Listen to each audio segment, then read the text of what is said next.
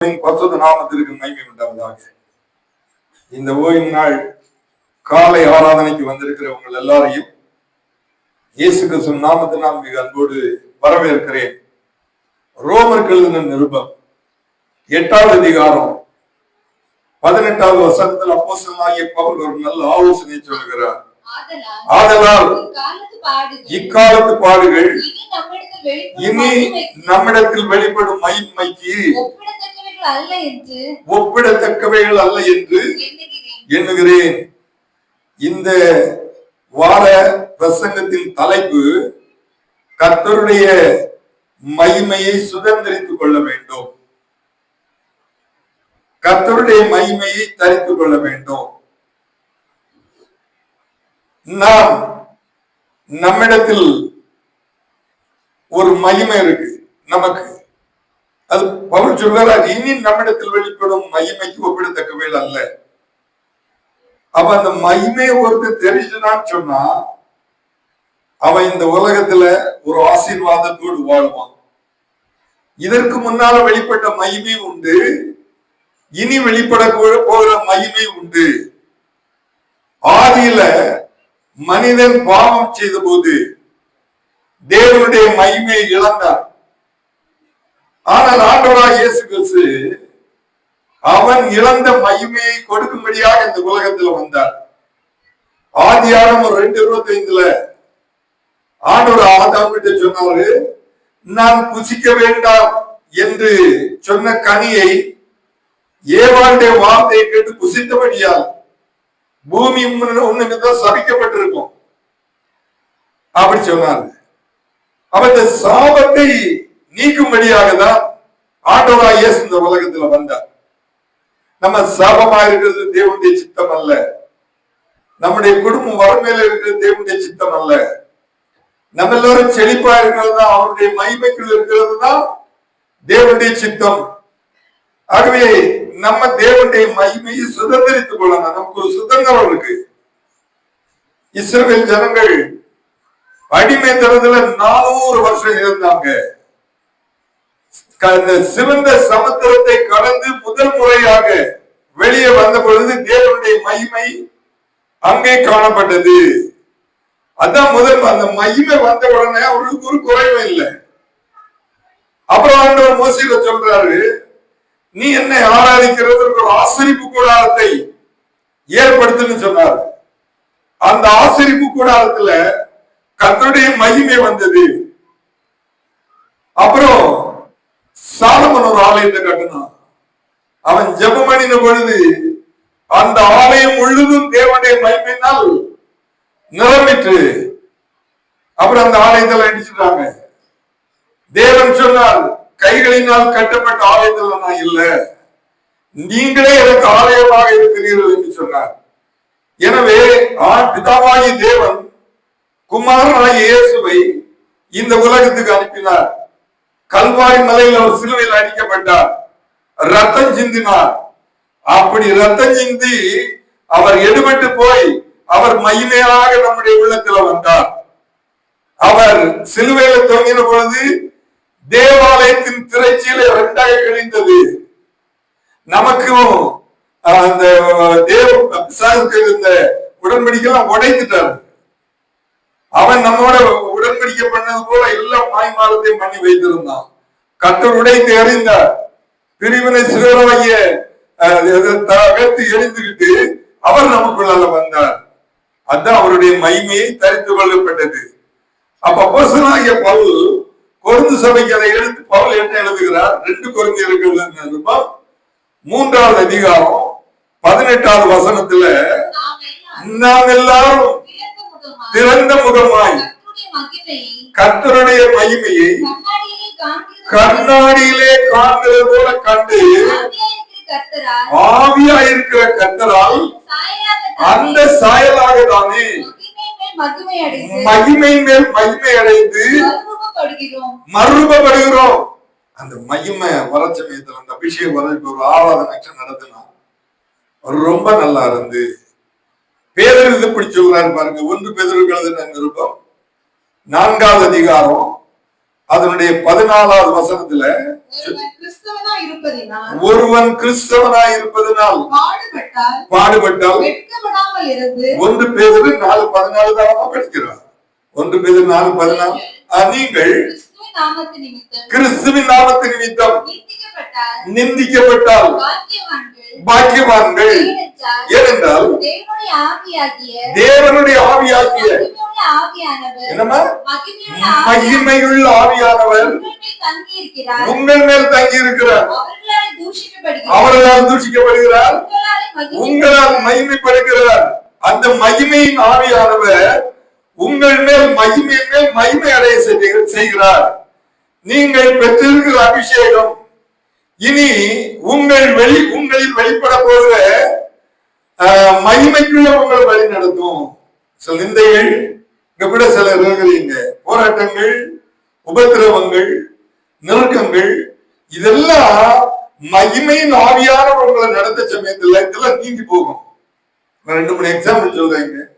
பிள்ளைகள்லாம் ஸ்கூல்ல படிக்கிறாங்க, காலேஜ்ல படிக்கிறாங்க, மெடிக்கல் காலேஜ்ல படிக்கிறாங்க, இன்ஜினியரிங் படிக்கிறாங்க. எதுக்கு? எனக்கு ஒரு நல்ல எதிர்காலம் வேணும். 2 நாளைக்கு முன்னால மோடிக்கு ஒரு ப்ரொமோஷன் வந்து என்ன சந்தோஷம், நம்ம ஜோம் பண்ணோம், அதான் எதிர்பார்க்கிறாங்க. இதை அடையிறதுக்கு சில கஷ்டங்கள் எல்லாம் பண்றாங்க. சுத்திக்கிட்டு இருந்தா அதெல்லாம் வரவே செய்யாது. நீங்க தேவனுடைய மகிமையை தரித்துக்கிட்டீங்கன்னு சொன்னா வரக்கூடிய பாடுகள் எல்லாம் உங்களுக்கு எளிதா இருக்குங்க. ஒரு குழந்தை பிறகு ஒரு பெண் ஹாஸ்பிட்டலுக்கு கொண்டு போறாங்க. நார்மலா ஒரு பிள்ளையை பெற்றெடுக்கணும்னா எளிதா பெற்றெடுத்துக்க முடியாது. அது ஈஸியா கத்திய வச்சிடுறாங்க. ஆனா ஒழுங்கு அதல்ல, அது ரொம்ப கஷ்டப்படுறா, ரொம்ப துடிக்கிறா, ரொம்ப சத்தம் போடுறா. ஆனா அந்த பிள்ளை பெத்த உடனே எனக்கு ஒரு குமாரன் கிடைத்தான்னு பட்ட பாடுகள் எல்லாம் மறந்துடுறான். தேவனுடைய மகிமைக்காக தான் நீங்க எல்லாம் பாடுபடுறீங்க.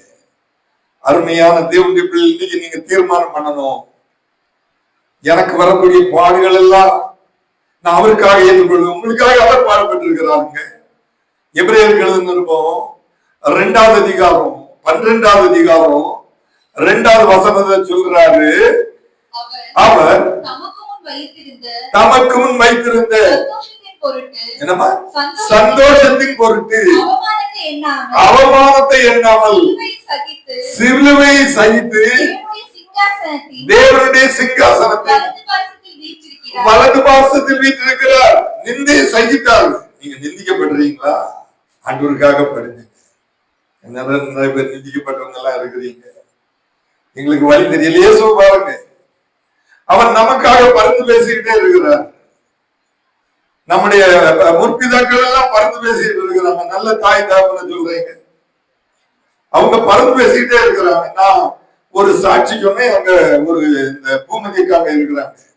நான் சொல்ல சொன்னேன், அவங்க இல்ல, பூனை கடிச்சிட்டு மருந்து வாங்க போனா நான் சொன்னாலும் பூலோகத்திலேயே மருந்து இல்லைன்னு. என்ன பூமதிக்கா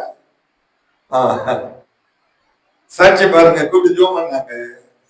பாருங்க பாஸ்டர் இப்படி சொன்னாங்க. நான் ராத்திரி சொக்கணும் பார்த்தேன். உங்க அம்மா நான் பார்த்ததே கிடையாது, உண்மையிலே பார்த்தது கிடையாது. அவங்க ஒரு வெள்ளை சாரி கொடுத்துக்கிட்டு ஒரு அம்மா பைபிளை இப்படி இடிக்க கையில வச்சுக்கிட்டு எங்க வீட்டுக்கு முன்னால இருக்கிறாங்க.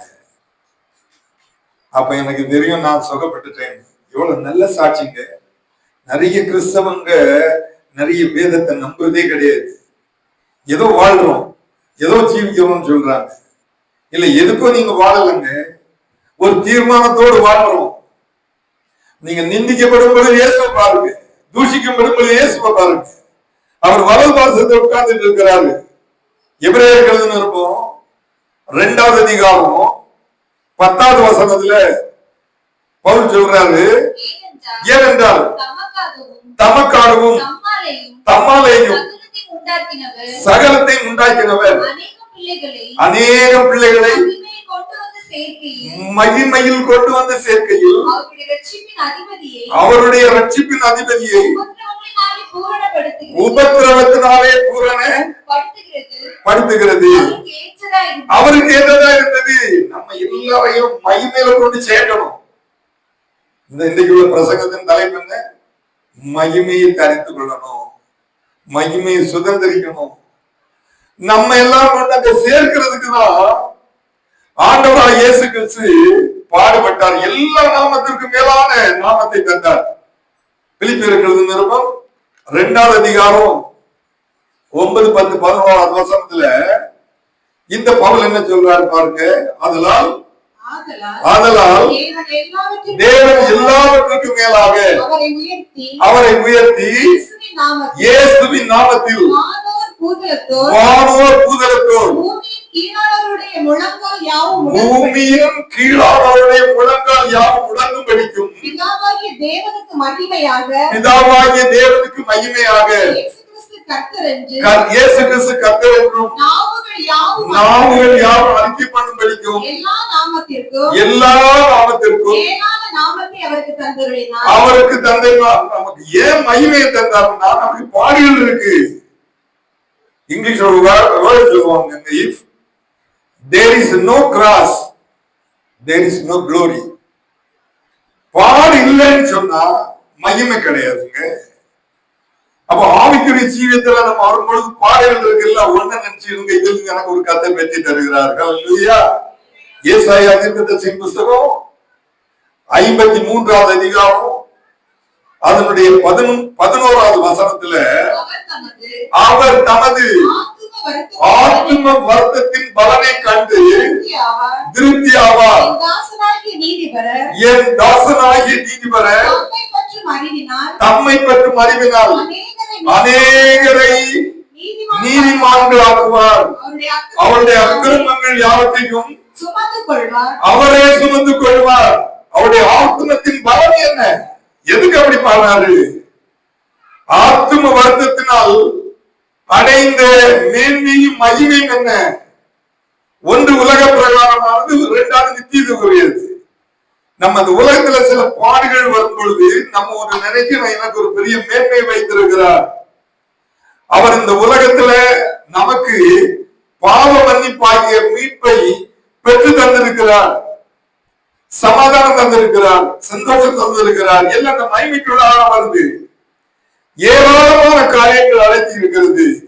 நிச்சயமான மகிமை உண்டு. ஒரு முறை கூட எபிரேயர் 2வது அதிகாரம் அதனுடைய 10வது வசனத்துல விளக்கம் உங்களுக்கு.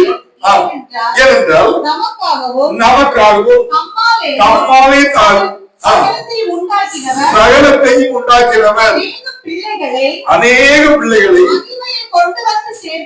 மகிமையில் கொண்டு வந்து சேர்க்கையில் அவருடைய ரட்சிப்பின் அதிபதியை உபத்திரவத்தினாலே பூர்ணப்படுத்துவதற்கு அவருக்கு ஏற்றதா இருந்தது. நமக்கு முன்னால நல்ல ஒரு ஓட்டத்தை ஓடி இருக்கிறார். அநேக பரிசுத்தவான்கள் எல்லாம் நமக்கு முன்னால ஓடி இருக்கிறாங்க. அநேக இரத்த சாட்சியாக மறித்திருக்கிறாங்க.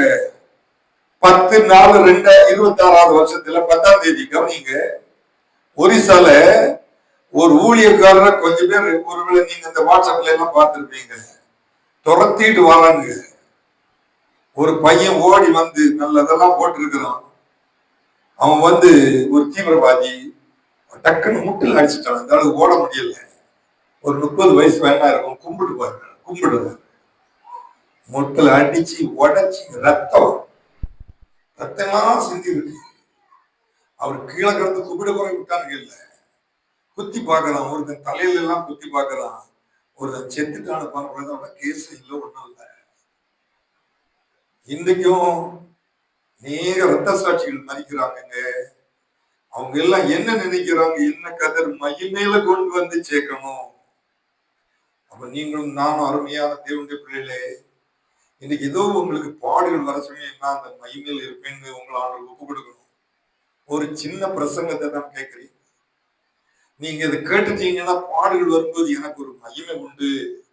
எபிரேயருக்கு எழுதின நிருபம் 12வது அதிகாரம் அதனுடைய 1வது வசனத்துல, ஆகையால் மேகம் போன்ற இத்தனை திரளான சாட்சிகள் நம்மை சூழ்ந்து கொண்டிருக்கிற பாரமான யாவற்றையும் நம்மை சுற்றி நெருங்கி நிற்கிற பாவத்தையும் தள்ளிவிட்டு விசுவாசத்தை துவக்கிறவரும் முடிக்கிறவருமாய் இருக்கிற இயேசுவை நோக்கி நமக்கு நியமித்திருக்கிற ஓட்டத்தில் ஓட கிடவும். உங்களுக்கு ஒரு பாதை இருக்கு, ஒரு ஓட்டம் இருக்கு. அது ஒருவேளை நிந்தனை இருக்கலாம், ஒருவேளை தூஷிப்பு இருக்கலாம், அது ஒருவேளை கண்ணீர் இருக்கலாம். அந்த ஓங்கிட்டத்தை விடவே கூடாது, மகிமைக்காக ஓடணும். அந்த உலகத்திலே செத்த பிறகுதான் மகிமை என்ன தரிப்பேன் இல்லைங்க, எங்கே ஸ்டார்ட் பண்ணியாச்சு. அந்த மகிமை உங்களுக்குள்ள இருந்துன்னா கவலைப்படவே மாட்டீங்க. பாருங்க, சங்கீதம் 27 தாவீது சொல்றாரு பாருங்க. அவர் அந்த ஓட்டத்துல ஓடிட்டு வர்றாரு. சிலர் ரதங்களை குறித்தும் சிலர் குதிரைகளை குறித்தும் மேன்மை பாராட்டுகிறார்கள். நாங்களோ எங்கள் தேவனாகிய கர்த்தருடைய நாமத்தை குறித்து மேன்மை பாராட்டுகிறோம். அவர்கள் முறிந்து விழுந்தார்கள், நாங்களோ எழுந்து நிமிர்ந்து நிற்கிறோம். நாங்க காலையில 4 மணில இருந்து 5 மணி வரை நான் சுரேஷ் ஜலஜா ஜோம் பண்ணுவோம். எங்க ஜெபத்துக்கு ஒரு பாட்டன் வச்சிருக்கிறோம், நீங்களும் ஜோம் பண்ணணுங்க. அப்ப உங்களுக்கு விரோதமா வர்ற குதிரையும் ரதமும் முறிந்து விழுங்க. இன்னைக்கு மனுஷன் பெருமை பாராட்டுறான், நிந்திக்கிறான், தூஷிக்கிறான், எங்களுக்கு எல்லாம் இருக்கு சொல்றான். நீங்க ஒரு தேவனுடைய பிள்ளை என்ன செய்யணும்னு சொன்னா, உங்களுக்கு ஒரு மகிமை வைத்திருக்கிறார். நாங்க 2 பாட்டு பாடுவோம், ஒரு 5 பாட்டு ஆராதிப்போம், ஒரு புதிய பாட்டுல ஒரு அதிகாரம் வாசிப்போம், பழைய பாட்டுல அதிகாரம் வாசிப்போம். 50 வசனம் 55 வசனம் இருந்ததுன்னா 2 நாளா பேரோட கொஞ்ச நேரம் ஜோ பண்ணணும் இல்லையா. ஒரு 1001 ஸ்தோத்திர பலி ஒரு புக் இருக்கு, அழகா அப்படி போட்டு இருக்கிறான். 100 வசனத்தை நான் ஒரு வசனம் படிப்பேன், சுரேஷ் ஜலஜலம் ஒரு வசனம் படிப்பாங்க. அவங்க இருக்கிறதான் அந்த சாட்சி சொல்றேன். நிறைய பேர் இன்னைக்கு ஆண்டவர் முக்கியத்துவம் கொடுக்கவே இல்லை. நம்ம முக்கியத்துவம் கொடுக்கணும். எதுக்கு நம்ம ஓடி வந்து உட்கார்ந்துட்டு இருக்கிறவங்க? நீங்க நான் சொல்ற அனுபவத்தை நீங்க வந்தீங்கன்னு சொன்னா நிச்சயமா சொல்றேன், உங்களுக்கு கஷ்டம் வரவே செய்யாது. இந்த ஆலயத்துல வரக்கூடிய தேவனுடைய பிள்ளைகளுக்கு ஒரு கஷ்டமா வரக்கூடாது. எவ்வளவு நல்ல நல்ல சாட்சிகளை கேட்கறீங்க. அடுத்த வாரம் நமக்கு 50வது ஆண்டு விழா. எனக்கு ரொம்ப சந்தோஷமா இருக்குங்க. 50 ஆண்டுகள் கத்த நிறுத்தி இருக்கிறாரு. நான் கூட இந்த ஊழியம் வேண்டானே ஓடுனேன். எனக்கு கல்யாணம், எனக்கு லேட் மேரேஜுங்க.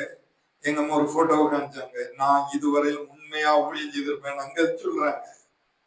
அந்த இப்போ 2 பேரும் இறந்து போறாங்க, மருது பயந்தியும் இறந்து போறாங்க. அவங்க எல்லாம் கடவுள் ராஜ்யத்துல இருக்காங்க, கேட்டுட்டு இருப்பாங்க. இவதான் உன் மனைவி. நான் சொல்றேன், இங்க இல்லாத பொண்ணெல்லாம் அங்கேயாம இருக்குன்னு நான் சொல்றேன். வாய மூடு, அங்க போய் ஜோம் பண்ணு. நான் எப்படி எப்படி ஜோம் பண்ணேன்னு நான் உங்களுக்கு சொல்லி இருக்கிறேன். வானமும் பூமியும் ஒழிந்து போனாலும் என் வார்த்தை ஒழியாது. இப்படிதான் வந்தீங்க. நல்ல நாங்க அங்க போய் கல்யாணம் பண்றதுக்கு எங்களுக்கு ஒரு தகுதி கிடையாது, இன்னும் ஒண்ணும் கிடையாது. நல்ல வீடெல்லாம் அவளுக்கு சொத்து அங்க வீடெல்லாம் போட்டவங்க, நிறைய தோட்டங்கள் எல்லாம் வாங்கி தந்தாங்க, இதுக்கு பின்னால வாங்கி தந்தாங்க. அவங்க சொன்னது என்ன தெரியுமா, நான் உண்மையா ஊழியம் செய்திருந்தா இதுதான். இப்படிதான் அன்பமா கிடைச்சாங்க. நல்ல நல்ல பிள்ளைகள் எல்லாம் கிடைச்சாங்க. அவரோட பிள்ளைகள் எல்லாம் தந்தார், உங்களுக்கு தருவாரு. ஆனா எல்லா பெற்றாரும் ஒண்ணு சொல்றேன், உங்களுக்கு நெருக்கங்கள் வரச்சமே கொஞ்சம் தாக்கப்படுவீங்க, போராட்டங்கள் வரச்சமே உறுதியாக விசுவாசம் விட்டுறாருங்க. இன்னைக்கு 50 ஜோம் பண்ண ரொம்ப எனக்கு சந்தோஷமா இருந்து. சென்னையில சில ஆண்டுகள் எல்லாம் இருந்தா நான் போய் பார்த்தேன், நெல் காணிக்கெல்லாம் தந்தா, சர்ச்சைக்கு வரணுமான்னு சொன்னேன். வந்தா ஜெபத்தை எனக்கு ஆச்சரியமா இருக்கு. அந்த அனுபவத்தை விடவே இல்லை. எல்லாருக்கும் நல்ல அனுபவத்தை தந்திருக்கிறாங்க. வந்த யாரையாவது கைவிடவே மாட்டார்கள். ஹல்லேலூயா, ஹல்லேலூயா. அப்ப மேகம் போன்ற பிரதான சாட்சிகள் சூழ்ந்து இருக்க, பாரமான யாவற்றையும் உதறி தள்ளிவிட்டு விசுவாசத்தை துவக்கிறவர் முடிக்கிறவருக்குமா இயேசு கிறிஸ்துவை நோக்கி உனக்கு நம்ம எல்லாருக்கும் ஒரு ஓட்டத்தை வைத்திருக்கிறார். நீங்க போடணும். ஓட்டத்துல வெற்றி பண்ண யாரும் தோக்கவே கூடாது. 2 தீமோத்தேயு எழுதின நிருபம் 4வது அதிகாரம் அதனுடைய 27 16 17 இல்ல 1 பேதுரு 1 தீமோத்தேயு 4வது அதிகாரம் 7 8வது வசனம் படிமா.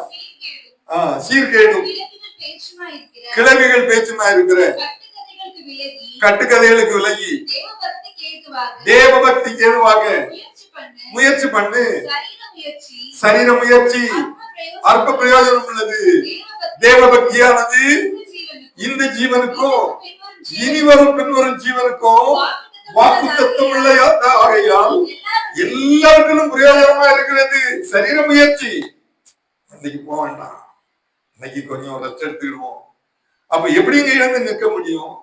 அவர்கள் முறிந்து விழுந்தார்கள், நாங்களோ எழுந்திருப்பது. அப்ப தேவ பக்தி நமக்கு வேணுங்க.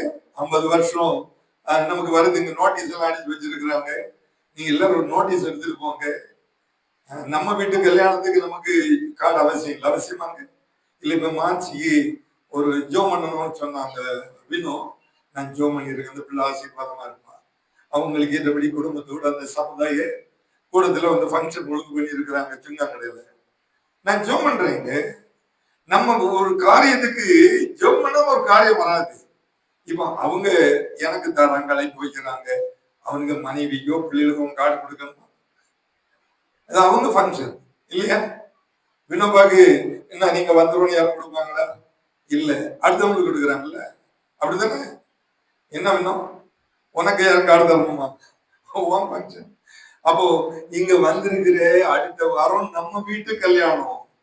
நம்ம வீட்டு கல்யாணத்துக்கு நீங்க தான் ஒரு தடவை கூட்டிட்டு வரணும். நான் நம்புறேன் அடுத்த வாரம் ஃபுல்லா இருப்பாங்க, நல்ல விருந்தெல்லாம் செய்யறாங்க. அஞ்சனா செய்யறா, அக்ஷாவும் செய்யறா. இவங்க 2 பேரும் தான் என்கிட்ட கேட்டாங்க, இது வைக்க போறோம், இறைச்சி வைக்க போறோம், பாயசம் வைக்க போறோம். அப்ப இந்த செல்வம் மருமக நான் வந்து பைனாப்பிள் கொண்டு வரேன், ஒன்னும் குறை வைக்கக்கூடாது, எல்லாம் அந்த நேரத்துல முடியணும். ஒரு பாஸ்டர் குறை கூடுமா? இதுவரை காத்திருக்கிறாருங்க, இதுவரை சாப்பாடு தந்திருக்கிறாருங்க, இதுவரை சமாதானம் தந்திருக்கிறாரு இல்லாங்க. அப்ப சரீர முயற்சி அற்ப பிரயோஜனமானது, தேவ பக்திக்குரியது, தேவனுடைய மகிமைக்கானது. இங்க ஆரம்பித்தாங்க முடியுது. இந்த உலகத்திலையும் கஷ்டம் கிடையாது, ஆனா இனி வருது, இன்னும் ஒரு ராஜ்யம் வர, அதுக்குதான் நம்ம பிரயாசப்படுறோம்.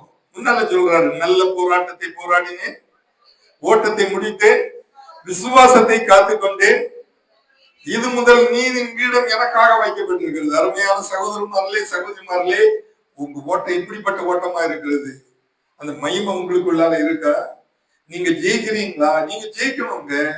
நீங்க இந்த உலகத்துல நம்பர் 1 வரணும்னா என்ன வேணுங்க சொல்லுங்க பார்ப்போம்.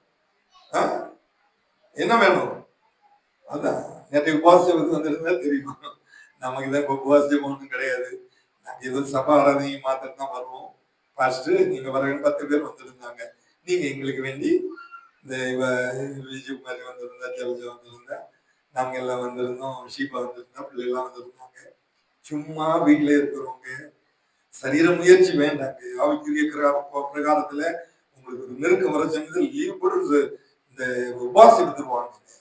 சும்மா வீட்டுல இருந்தா வாங்க, வந்து ஷோ பண்ணி பாருங்க. நீங்க நம்பர் 1 வரணும்னா என்ன வேணும் தெரியுமா? பிலிப்பியர் 2:8 என்ன சொல்லப்படுறது? அது வேணுங்க. பிலிப்பியர் வசனத்தோடு சொல்றேன், நம்ம எல்லாருக்கும் நம்பர் 1 வரணும்னு ஆசை. அவர் மனுஷ ரூபமாய் காணப்பட்டு மரண பரியந்தமும், அதாவது சிலுவையின் மரண பரியந்தமும் கீழ்ப்படிந்தவராகி தம்மை தாமே தாழ்த்தினார். எல்லாரும் சொல்லுங்க, தம்மை தாமே தாழ்த்தினார். ஆகையினால நான் நம்பர் 1 வருகிறதுக்கு சொல்லுங்க, நான் என்ன தாழ்த்துவேன் சொல்லி இருக்கீங்க, செய்யுங்க. ஆண்டவருக்கு பிரியமான பிள்ளைலாருங்க, நான் தேவ சமத்தில் சொல்ல, இந்த ஆலயத்துல வந்திருக்கிறவங்களுக்கு ஒரு குறை வராது. உங்களுக்கு விரோதமா எழும்புற இந்த குதிரைகளையும் ரதங்களையும் கர்த்தர் முறியடிப்பார். உங்களுக்கு வெற்றியும் சமாதானத்தையும் தருவார். ஹல்லேலூயா. நீங்க போச்சு இந்த சந்தோஷத்தை கூட போனோம். 1 பேதுரு நிருபம் 5வது அதிகாரம் 10வது வசனத்துல யோவான் சொல்லுகிறார். 1 பேதுரு 5வது அதிகாரம் 10, கிறிஸ்து இயேசுவுக்குள் சொல்றாரு பாருங்க, தம்மை நமது நித்திய மகிமைக்கு அழைத்தவராய் இருக்கிற சகல கிருபையும் பொருந்திய தேவன் தாமே கொஞ்ச காலம் பாட அனுபவிக்கிற உங்களை சீர்படுத்தி, சிறப்படுத்தி, பலப்படுத்தி, நிலை நிறுத்துவாராக. இந்த பூமிக்குரிய பாடுகள் கொஞ்ச கால பாடுகள் தான், ஆனா அது நித்தியம் மகிமையை கொண்டு வர்றது. எவ்வளவு நிந்திக்கப்படணும், அப்படி எல்லாம் ஜோம் பண்ணு, எப்படி எல்லாம் ராஜிப்பேன், எனக்கா இவ்வளவு பாடுகள், உங்களுக்கு தான் பாடு. ஏசு சகித்தார. இன்னைக்கு யாருக்காவது ஒருத்தருக்கு நான் பிரசங்கம் பிரயோஜனமா இருக்குங்க. நான் 1 வாரமா ப்ரிப்பேர் பண்ணி வைத்திருக்கிறேன். ஒரு 2 மணிக்கு பிரசங்கம் வைத்திருக்கிறேன். இந்த 2-3 பாயிண்டே எடுக்கல. இதெல்லாம் முகப்புறம் தான். அதோட முடிச்சுக்கிறதுக்கு ஆசைப்படுறேன். கொஞ்சம் வசனத்தெல்லாம் நீங்க கேட்டுட்டு போறீங்க. அவருக்கு மகிமை நீங்க தரிக்கணுங்க. சாது சுந்தர் சிங் பெரிய ஒரு தேவனுடைய மனுஷன். அவரு சொல்றாரு, இந்த பூமியில் மட்டும்தான் ஆண்டவருக்காக சிலுவையை சுமக்கிற பாக்கியம் எனக்கு உண்டு. சிலுவையில் எனக்காக அத்தனை வேதனைகளையும் துன்பங்களையும் மகிழ்ச்சியோடு ஏற்றுக்கொண்டு அவருக்காக நான் இந்த உலகத்துல பாடல் இஷ்டமாக அவரு சொந்தமா சொல்றாரு, பாட அனுபவிப்பேன்னு சொல்றாரு. அந்த பாடுகள் எனக்கு ஒரு மகிமையை கொண்டு வருகிறது. உங்களுக்கும் அதுதான். பவுலும் சீலாவும் சிறைச்சாலையில பிடிச்சு வச்சிருந்தாங்க. அவங்கள கொல்ல போறாங்க. அவங்க என்ன செய்துட்டு இருந்தாங்க? தேவனை துதித்து ஜெபம் பண்ணி கொண்டிருந்தார்கள். சடிதியில ஒரு பெரிய சத்தம் வருது, நீங்களும் உங்களை வெளியே கொண்டு வரை. தேவதூதன் அங்க வந்தான், சங்கிலி கட்டுகள் எல்லாம் அறுத்தான். அவங்களுக்கு உதவி செய்வோம், அந்த உதவி தான் உங்களுக்கு செய்வார். நம்ம வாழ்கிற உலகத்தில் ஒரு மகிமையை தரித்துக் கொள்ள வேண்டும். அவருடைய சமத்தில் வந்திருக்கிற ஒவ்வொருவரையும் தனித்தனியாக கர்த்தர் ஆசீர்வதிப்பாராக. ஒரு நாள் வசனம் சொல்லி நான் என் வார்த்தை முடிக்க ஆசைப்படுகிறேன். அப்போஸ்தலர் புத்தகம் 7வது அதிகாரம் 2வது வசனத்துல ஆபிரகாமுக்கு இனி ஒரு மகிமையை தேவன் கொடுத்தார். படிமா. அதற்கு அவன், சகோதரரே, பிதாக்களே, கேளுங்கள்.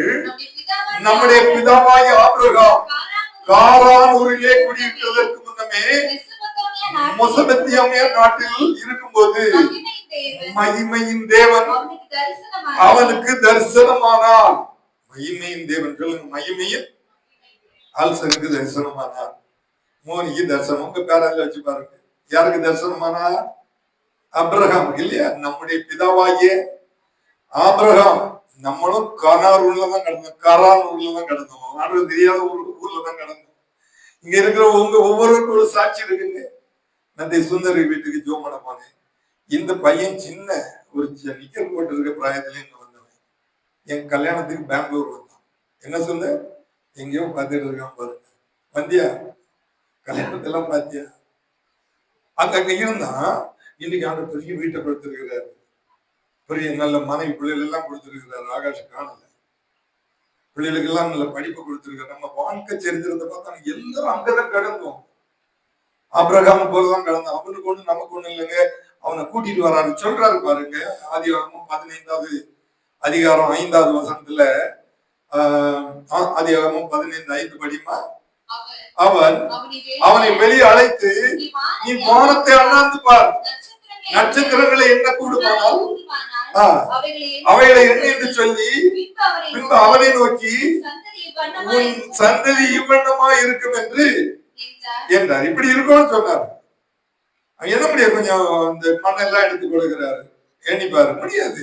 6வது வசனம் என்ன சொல்லப்பட்டிருக்கிறது? அவன் கர்த்தரை விசுவாசித்தார், அதை அவர் நீதியாக எண்ணினார். வானத்து நட்சத்திரத்தை பாருன்னு சொன்னார். சொன்னாரா இல்லையா? அவன் எதை பார்த்தான் தெரியுமா? இயேசுவை பார்த்தான் வானத்துல. நீங்க எத்தனை பேர் காரான்ல இந்த மனுஷனுக்கு கொண்டு வந்துகிட்டு இந்த வாக்குத்தத்தங்களை கொடுக்கிறார். நீதியா இருந்து, நீ அவனுக்கு பிள்ளை இல்ல, குழந்தை வேணும், நீங்க இந்த வசனத்தை விசுவாசிங்க. சில ஆண்டுகள் எல்லாம் அவன் காத்திருந்தான். அப்ப அந்த நட்சத்திரங்கள்ல ஒரு நட்சத்திரத்தை பாக்குறான். 2000 ஆண்டுகளுக்கு முன்னால நட்சத்திரமா வரப்போறாரு, அதை பாக்குறாங்க. ஆண்டவரே சொல்றாரு, ஆபிரகாம் என்னுடைய நாளை காண ஆசையா இருந்தான், ஆசைப்பட்டான், கண்டான். ஆண்டவர் சாட்சி கொடுக்கிறாரு பாருங்க. இவனுக்குமே இந்த கொஞ்சம் மண்ணை எடுத்து நீங்களே போய் கரையங்கோங்க போய் கொஞ்சம் மண்ணை எடுத்து எண்ணி பாருங்க. இன்றைக்கு இத்தனை கோடி ஜனங்கள் எல்லாம் இந்த வாக்குத்தத்தின் மூலமா தான் வந்தது. அப்போ வானத்து நட்சத்திரங்களை அவன் கூர்ந்து கவனித்த பொழுது 2000 ஆண்டுகளுக்கு முன்னால் இயேசு இந்த உலகத்துல வரப்போகிறார். அதை பார்த்து அவன் சந்தோஷப்படுறான். அவன் பிள்ளைகிட்ட சொன்னாரு, நீ மோரியா மலையில கொண்டு பலி செலுத்துங்க. அவன் பலி செலுத்த போறான். அங்க இயேசுவை பார்க்கிறான். கல்வாரி மலையில அவர் அடிக்கப்பட போகிறார். 6000 ஆண்டுகளுக்கு முன்னால் நடந்த சம்பவம் பின்னால் நடக்குது. 4000 ஆண்டுகளுக்கு முன்னால் சரித்திரம். 2000 ஆண்டுகளுக்கு பின்னால இயேசு வரப்போகிறார். இவன் அங்க பாக்குறான், அவருக்கு வாக்கு தத்தத்தை பாக்குறான். இன்னைக்கு உங்களுக்கு வாக்கு தத்தம் ரொம்ப மறந்துடுறோம். நீங்க அவருடைய மகிமையை தரித்து கொண்டால் அந்த வாக்கு தத்தங்கள் எல்லாம் உங்களுக்கு பலிக்குவாங்க. யோவான் சுவிசேஷம் 8வது அதிகாரம் அதனுடைய 56வது வசனத்துல ஆண்டவர் சொல்றாரு பாருங்க, அந்த ஜனங்களை பார்த்து, பிதாவாகிய ஆபிரகாம் என்னமா உங்கள் பிதாவாகிய ஆபிரகாம் என்னுடைய என்னுடைய நாளை காண ஆசையா இருந்தான், கண்டு களி கண்டு கூர்ந்தான். எப்படி வாக்குத்தத்தம் எப்படிங்க? நட்சத்திரங்களை பார்த்தா அங்க ஒரு விடிவெளி நட்சத்திரத்தை பார்க்க இயேசுவை பார்க்கிறான். இந்த பையனை கொண்டு ஆற்றுல கடத்தி இருக்காங்க. எங்கேயோ மேஜிக்கிட்டு இருந்தாலும் அங்க சத்தம் போடுது. அதை கொண்டு பலி சொல்லும் போது அதை பார்க்கிறான். நீங்களும் நானும் பார்க்கணும். அந்த ஆபிரகாம் சொல்றது உங்க பேரை போடுங்க. போட்டுட்டு அந்த மகிமை எனக்கு வேணும்னு நீங்க கேட்டீங்கன்னா மகிமையா நடத்துவார். ஒரு ஆவிக்குரிய சபையில வந்திருக்கிறீங்க, ஒரு நாள் உங்களால் கைவிடவே மாட்டார். அவருக்கு நல்ல குணங்கள் எல்லாம் நம்ம எடுப்போம், அவருக்கு நல்ல தாழ்மை எல்லாம் எடுப்போம், அவருக்கு அன்பெல்லாம் எடுப்போம். கிறிஸ்தவம் அதுதான் சொல்லுதுங்க. நம்பர் 1 வரணும், இது வேணும், தாழ்மை வேணும். ஆபிரகாம்ட்டு அது இருந்துங்க. அவன் சாதாரணமான மனிதன் ஆண்டவருக்காக நின்னான். பல விதமான நெருக்கடி மத்தியிலும் நின்னான். மத்திய சுவிசேஷம் 1வது அதிகாரம் 1வது வசனத்தை வரலாறு சொல்லுது, இவனை சொல்லிதான் வருது. ஆபிரகாமின் குமாரன் ஆகிய தாவீதின் குமாரனான இயேசு கிறிஸ்துவுடைய அதான் ஆண்டவரே சொன்னாரு. ஆபிரகாம் என்னுடைய நாளை காண ஆசையா இருந்தான், கண்டு களி கூர்ந்தான். தேவனுடைய பிள்ளைகளாகிய நாம் இந்த கால வேளையில தேவ சமத்துல முடிச்சுட்டு போய் ஒரு நல்ல வசனத்தை எல்லாம் கேட்டுட்டு போறீங்க. மகிமையை விட்டாதீங்க. உங்களுக்கு ஒரு மகிமையில ஆண்டவர் கொண்டு வந்தாச்சு, பிறகு நீங்க அதை காத்துக்கிடணும். அப்ப தேவனுடைய பிள்ளைகள் எல்லாம் எப்படி வாழ்ந்தாங்களோ நீங்களும் ஆண்டவரை பார்க்கணும், ஒரு நாளும் பார்க்கணும். பயப்படாதுங்க, கலங்காதுங்க, ஒண்ணும் வராது, உங்களுக்கு ஒரு தீமையும் வராதுங்க. யாக்கோபு ஒரு சொப்பனம் பார்க்கிறான், தனிமையா இருக்கிறான். ஒரு ஏணி வானத்துக்கு பூமிக்கும் சாய்த்து வைக்கப்பட்டிருக்கிறது. தேவதூதர்கள் அல்ல, அங்க இருந்து இறங்கி வர்றாங்க. தேவதூதர்கள் ஏறுறாங்க. அதாவது நுனி வானத்துல இருந்து அது தேவகுமாரனை பிரகாசிக்கிறது. அந்த நுனி அங்க பூமியில பட்டிருந்தில்லை, அது இயேசுவை குறிக்கிறது. அவர் மேல இருந்தாரு. பிதாவாகிய தேவன் நமக்காக நம்ம மகிமையில கொண்டு சேர்க்கும்படியாக அந்த பூமிக்கு வர்றாரு. அவ்வளவு பாடுகளை பண்ணார். என்ன போராட்டம், என்ன உபத்திரவம், எல்லாவற்றையும் பொறுமையா சகித்தார் நமக்காக. நம்ம அவ்வளவுதான் பார்க்கணும். உங்களுக்கு பாடு வரும் பொழுது, உங்களுக்கு நெருக்கம் வரும் பொழுது, உங்களுக்கு உபத்திரவம் வரும் பொழுது, அந்த ஏணி இயேசு அவர் எனக்காக முன்னால போயிருக்கிறார். இன்னும் ஒருத்தர வரப்போறாரு. 2-3 வருகை கிடையாது. யாராவது அப்படி சொன்னா நம்பாதுங்க. நாங்க ஒரு ரகசிய வருகைன்னு ஒண்ணுக்கு போயிட்டு வந்தோம். எனக்கு அதுன்னு அந்த வார்த்தையை கேட்டா ரொம்ப அருவருப்பா இருக்கும். இயேசு வரப்போறாருங்க. இயேசு தாமே ஆரவாரத்தோடும் பிரதான தூதனுடைய சத்தத்தோடும் தேவ எக்காலத்தோடும் வானத்திலிருந்து இறங்கி வருவார். கண்டிப்பா 2வது வரப்போறாரு. எல்லாரும் பார்ப்பாங்க. அப்புறம் ஒரு 1000 வருஷம் அரசாட்சி இந்த பூமியில நடக்கும். வசனங்கள் இருக்கு, டைம் இல்லை. அப்படிதான் வெள்ளை சிங்காசன நியாய தீர்ப்பு வருது. ஒருவேளை நம்முடைய மரணமோ அப்படி வருகையோ எது வராலும் நம்ம ஆண்டவர் சந்திக்கணும். ஹல்லேலூயா, ஹல்லேலூயா. நமக்கு முன்னால் அநேக பரிசுத்தவான்கள் பேர் இருக்கிறாங்க. அந்த மகிமைக்காக அந்த மகிமையை தரித்தாங்க. இந்த கால வேளையில் தேவனுடைய பிள்ளைகளாக இன்னும் அந்த மகிமையை தரிக்கணும். யோவான் 14:6 இயேசு சொன்னார், நானே வழியும் சத்தியமும் ஜீவனுமாக இருக்கிறேன். அவர் தேவகுமாரன் வெளிப்படுத்தினாருங்க. நம்ம இன்னைக்கு வந்திருக்கிறதுல அவருக்காக தான் வந்திருக்கிறோம். நீங்க பல விதமா நாங்க வரும் பொழுது நிறைய பேர் அந்த பஸ் ஸ்டாண்ட்ல எல்லாம் நிக்கிறாங்க. 5:30 மணிக்கே வந்து நிக்கிறாங்க. லீலக்கால கூட்டிட்டு வரணும்னா அவங்க இங்கேயும் சபைக்கு போறாங்க. திருநெல்வேலியில இருந்து வராங்க, திருவேண்டத்துல இருந்து வராங்க. உங்களுக்கு ஒரு சபையை தந்திருக்கிறார், மறந்துடாங்க. காலையில் ஒரு டைம் ஒரு ஆஃப் நாங்க பிரேயர் தான் பண்றோம். எல்லாரும் யார் யார் முதல்ல வராங்களோ அவங்க ஜோம் பண்ண வைப்பாங்க. நீங்களும் ஜோம் பண்ண, அந்த மகிமையை நீங்க விட்டுறவே கூடாது. நமக்கு ஒரு ராஜ்யத்தை தேவன் ஆயத்தப்படுத்தி கொண்டிருக்கிறார். அந்த ராஜ்யத்துல நம்ம பங்குள்ளவர்களா இருக்கணும். பவுல் சொன்னார் இல்லையா, நல்ல போராட்டத்தை போராடினேன், ஓட்டத்தை முடித்த விசுவாசத்தை நீங்க போக செஞ்சு இப்படியே சொல்லியிருப்போம். அந்த ஒரு நாள் கைவிடவே மாட்டார். அவருடைய மகிமையை தரித்துக்கொள், அவருடைய மகிமையை சுதந்திரித்துக்கொள். இது நமக்காக தேவன் வைத்திருக்கிறார். அந்த இயேசுவை பாருங்க. அவர்கள் படிக்கக்கூடிய பிள்ளைகள் எல்லாம் இருக்கலாம், நீங்க எதிர்பார்க்கலாம். இந்த தேவனை மாத்திரம் நீங்க உறுதியா பிடிச்சுக்கிட்டீங்கன்னா அதுக்கு ஒரு ஆவிக்குரிய சபை நமக்கு தேவைங்க. தேவனுக்கு பிரியமான பிள்ளைகளா இருக்கு. நமக்கு இப்போ விபிஎஸ் எல்லாம் அக்ஷரம் விழுந்து பண்ணுவான். போன முறை விபிஎஸ்க்கு இந்த சின்ன பையன் என் ஃப்ரெண்ட் இருக்கான்ல, ஒரு வீட்லயே அப்படி நிற்பாங்க. நீ வாரியா, நீ வாரியா. எனக்கு கேட்க சின்ன ஆச்சரியமா இருந்து அவனுக்கு கொஞ்சம் தான் தெரியும். ஒரு 2, 3 பையன் மார கூட்டிட்டு வந்துட்டான். வருது. நீங்களும் நாளைக்கு அடுத்த வாரம் நமக்கு சபை நாள். சுனில் சொன்ன போல நல்ல சாரி ட்ரெஸ் எல்லாம் எடுத்துடுங்க. நமக்குன்னு ஒரு ஆடை இருக்குங்க. என்னைக்கு நீங்க என்ன நல்ல நல்ல பனியன் எல்லாம் போடுவேன். நல்ல நல்ல சட்டையெல்லாம் போடுவேன். இப்ப எனக்கு அதெல்லாம் ஒதுக்கி வைத்திருக்கிறேன். எனக்கு இப்ப முதிர்ச்சி வந்துட்டு எனக்கு இதுதான் வெள்ளை சேட்டை போடாம இதை போட்டாலும் எங்க வீட்லயே ஒரு நாள் டேரி சொல்ற தாத்தா நல்லாவே காந்தி வை. அதனால அது நல்லதா இருக்கும். பிள்ளைகள் சொல்வது எனக்கு ஒரு சந்தோஷமா தான் இருக்கு. தெய்வ சமத்தில் வந்திருக்கிறோம். அவருடைய மகிமையை தெரிந்து கொள்ளுங்க. அவருக்காக வாழுங்க. நல்ல வசனத்தை கேட்டுக்கோங்க. யாரையும் பணி சொல்லாதுங்க. ஏதாவது தப்பான மனுஷங்க. நம்பர் 1 வரணும்னா தாழ்வு வேணும், அன்பு வேணும், நீடிய பொறுமை வேணும். நம்ம யாரையும் புரிஞ்சுக்க நம்ம யாரும் தகுதியே கிடையாது. யாருமே பெற்று கிடையாது. அவர் மாத்திரம்தான் நல்ல தேவன். அவரிடத்துல குணநலங்கள் எல்லாம் நம்ம வரட்டும். நம்மளோட ஐக்கியப்பட்டிருக்கிற எல்லாரும் இந்த அனுபவத்துல வாருங்க. நம்ம யார் யாரெல்லாம் பாதிக்கப்பட்டிருக்கிறோம் உங்களுக்காக ஜோம் பண்ணுங்க. நம்மளும் ஜோம் பண்றோம். ராத்திரி 9:30 மணிலிருந்து 10 மணி வரை நல்ல ஆதாரா புதன்கிழமை ஒரு பைபிள் ஸ்டடி நடத்துறேன். நீங்களும் அதில் கலந்துடுங்க. அதில் கனெக்ட் ஆகுங்க. ஆவிக்குரிய ஜீவிதத்தில் முந்திக் கொள்ளுங்க. எல்லா நன்மையினால் கர்த்தர் உங்களை நிரப்புவார் என்று சொல்லி நான் என் வார்த்தை பிடிக்கிறேன்.